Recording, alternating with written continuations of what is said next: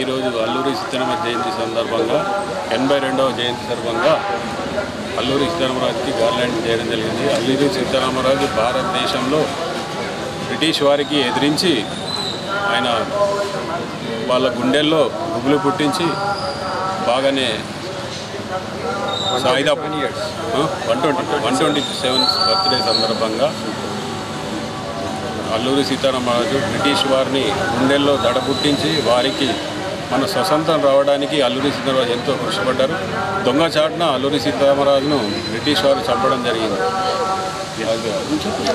నిజామాబాద్ ఆధ్వర్యంలో ఈరోజు మాన్యం వీరుడు అల్లూరి సీతారామరాజు గారి యొక్క జయంతి జరపడం జరిగింది.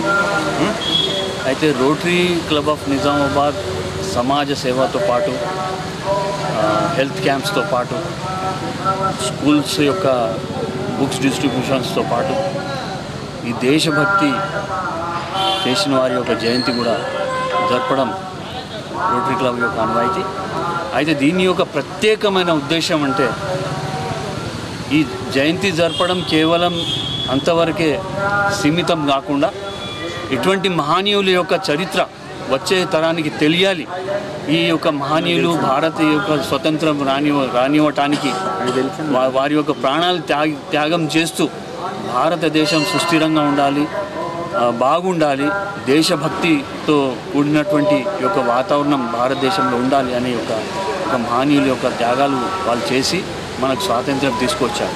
అయితే యువతరం ఏదైతే ఉందో ఇటువంటి ఒక మహనీయులు జయంతి ఎందుకు జరుపుతున్నాం, వారి త్యాగాలు ఏంటి అనే ఒక విషయాన్ని చూసినట్టయితే వాళ్ళలో కూడా ఒక దేశభక్తి వస్తుంది, అలాగే వాళ్ళలో కూడా ఒక స్ఫూర్తి వస్తుంది.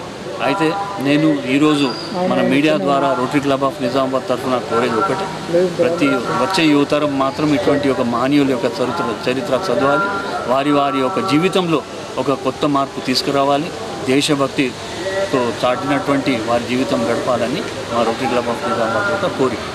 भारत माता की जय। अल्लूरी सीतारामराजु अमर है, अमर है।